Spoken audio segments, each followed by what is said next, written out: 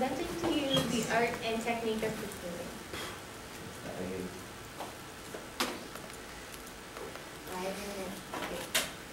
Okay, got it. So first off, what is perfume? So in liquid perfume, the liquid is a mixture of alcohol, water, and perfume oil that evaporates at room temperature. You're probably wondering what perfume oil is. So perfume oil is the most concentrated type of perfume. It's oil that has been pressed out, steamed out, or chemically separated out of a plant, flower, or fruit. So here are some scent plant families. So there's floral, which means that smells like flowers. There's fruity, which means that smells like fruit, including citrus. There's green, which smells like grass or leaves. There's herbaceous, which smells like any variety of herbs. There's woody, that smells like wood. Amber, which is like an example of tree resin. There's animalic, which is bodily smells. There's musk, which means like a substance made by the musk deer.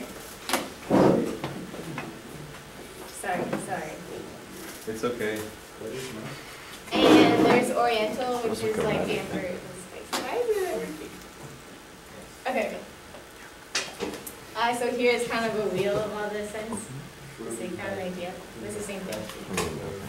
There's also structure families in perfume. So there's aldehydic, which means that the perfume is fatty, but it makes other smells radiate. And there's lactonic, which means that the perfume is creamy and fruity. And there's phenolic, which means that it smells like tar. So here's the process of a new perfume in the 18th century. So first is the collection. So aromatic plants were normally grown in the grass region of France. And they're used as raw materials. And animal products are obtained by extracting the fatty substances directly from the animal. And at the time, there are no aromatic chemicals created by chemists, but in today's society, there is, but just so you know. And that time, there wasn't. Second, there's extraction. So oils are extracted from plant substances by several methods, including steam distillation, solvent extraction, enfleurage, maceration, and expression. So to start off, steam distillation. So steam is passed through plant material, held in a still whereby the essential oil turns to gas. And then the gas is passed through tubes, cooled and liquefied here. And then oils can also be extracted by boiling plant substances like flower petals in water instead of steaming them. And there's also solvent extraction. So flowers are put into a large rotating tank, and benzene is poured over the flowers, extracting the essential oils. The flower parts dissolve in the solvents and leave a waxy material at the bottom, which is then placed in ethyl alcohol. The oil dissolves in the alcohol and rises, and heat is used to evaporate the alcohol, which, once fully burned off, is a higher concentration of the perfume oil on the bottom. And then there's enfleurage, which is when flowers are spread on glass sheets coated with grease. The glass sheets are placed in wooden frames in tiers, and then the flowers are moved by hand and changed until the grease has absorbed their fragrance. As you can see. There's also maceration, which is similar to enfleurage, but except the warm fats are used to soak up the flower smell. And as in solvent extraction, the grease and fats are dissolved in alcohol to obtain the essential oils. Then lastly, there's expression, which is the oldest and least complex method of extraction. And by this process, the fruit or plant is manually or mechanically pressed out until all the oil is squeezed out. And then comes the blending. So a formula is determined by a master in the field, known as a nose or a perfumer. It may take as many as 800 different ingredients and several years to develop the special formula for a scent. And after the scent has been created, it is mixed with alcohol. And the amount of alcohol can vary by the type of perfume. So here are the different types. So there's perfume, which has the highest concentration of perfume oil. And then there's eau de parfum, then eau de toilette, then eau de cologne, and then eau fraîche. So, yeah. Yeah. And then lastly, there's aging. You're fine. So fine perfume is often aged for several months or even years after it is blended. So following this, a nose will once again test the perfume to ensure that the correct scent has been achieved. Each essential oil in perfume has 3 notes. There's top notes, heart notes, and base notes. So top notes evaporate first, so they appear within the first 60 minutes of applying the perfume. Designers often put weird, unpleasant, or spicy smells in this stage because it interests you without offending you for lasting too long. And then heart notes evaporate second. They appear after 3 to 4 hours of applying the perfume. And that's probably what you remember most about the perfume. And if, for example, if it's a floral perfume, flowery smells would go here. And then there's base notes, which evaporate last. And they appear 4 or 5 hours after application. And often uses a fixative to hold and boost the strength of the lighter top and middle notes. So often musky, watery, mossy, and woody chemicals often go in this space. And then here are some examples of what the final bottle would look like in the 18th century. And then how to test a perfume in the 18th century. Perfumers would wave directly from the bottle, and so they would never put their nose right into the bottle because otherwise all they would smell is alcohol. So they wave the scent up to their nose. Or they would put a few drops on a cloth and wave it around so the alcohol can evaporate a bit, and then close their eyes and smell. So here's the importance of perfume in the 18th century. In those times, there was inconsistent bathing practices, so perfume was basically a replacement for soap and water, often. And perfume wasn't just applied to skin, it was applied to anything that could hold a scent, like gloves and garters and hair powder.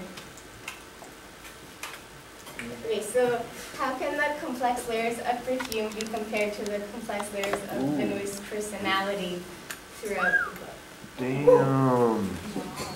Ça c'est du feu. Oh my god, that's such a hard question, Isabel. But it's deep. Does anybody have an answer? Maybe if you go back to the various layers, you can help remind Okay. them. Whoa! Hey. That's going the wrong way! Okay. Oh, wait. It's opposite. Wait, where was it? Before that, way before that. So there's top notes, heart notes, base notes. So these are top notes. Spicy. He's very hot, that's why. He's very spicy. Heart notes. He's sweet like which is fire. what you remember most. And then base notes. He smells like water. So what's the question again? How does his personality? How does this complex personality relate to complex layers of perfume? Okay, now. I guess top notes could be like after he kills like one of the girls, like he doesn't really focus on how to kill her and then he just moves on. He goes to like continue to like get the scent and stuff. Laura. Instead top note. Wait, Go first. oh, you want me to go back to top note? You said that it was spicy. Yeah, it's often like, yes. Yeah. Well then I think it would relate to how like the first impression that we get of him, like everybody else. You know, that he's really ugly and they don't really Very notice true. it. Anyone else? Okay, well, I wanted to say that, so top notes is what you see at first. So I would say that at first, you don't really know Benoit. All you know is that he's abandoned right away. So you kind of feel pity for him because he seems like a very gifted child. He smells everything, but he's rejected by everyone. So at first, you kind of feel bad for him. But then you realize throughout the book that he's actually manipulative and mentally unstable because he's using everyone, like Baldini and all these people, to get all this information on how to get sense. And then, in the end, you realize that he's an obsessive, merciless murderer. Murder. Impressive. Karen, yes. So you're suggesting that every part of the book, because there's 3 parts of the book, relate to the 3 different. Yeah. That's how I would say, like, the beginning, the middle, the end. That's how I kind of saw it. Interesting. Okay. Oh, sorry. Any comments about that? Yeah. I agree with you, but I just didn't know how to say that. Like the Yeah. first part was this, and the second part.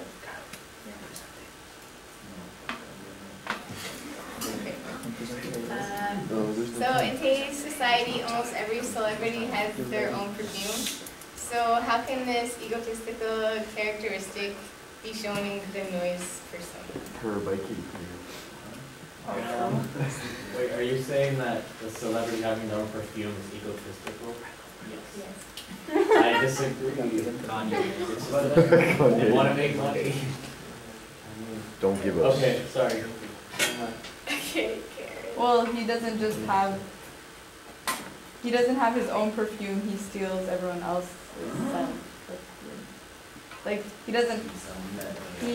If he wants, let's say he wanted to be Katy Perry, he would just take her perfume. Like he doesn't have his own because just like he doesn't have a name and he's not recognized and he's rejected. He doesn't have a scent and therefore he's trying to make one to make up for that. And celebrities they make the perfume to like attract their fans and just like Alex said, make money. Yeah. But like here for celebrities, they're just trying to show off their whole perfume. And for him, Grenouille, he just has his own perfume for himself. I don't think he sold any of the stuff he actually desired. So like when he did that human smell, that was for him. He had different types of perfumes that he would use on different occasions, right? So I don't think it doesn't show his ego personally because he's not trying to show off his perfume. He's just trying to fit in the society. So yeah. Yeah, okay. But like I still think that he's selfish in the sense that he takes what other people smell like because he doesn't have that. Yes. No, he's just trying to fit in, but I don't think it's his ego. Yeah, I think No, but ego it's is not like he doesn't around think himself. her. Yeah, well, What I mean is more like selfish. yeah, I think Yeah, That's what I that's what meant, she meant. because Yeah. I shouldn't have used ego. Anyway, so it's more selfishness and how he only cares About himself. about himself. Yeah. Exactly, so like he'd go through killing so many innocent people to get what he wants, which is the perfume, Yeah. which will be his own because he worked for it. Yeah. Is that it? Yeah. That's Bravo! That was good. That high ball.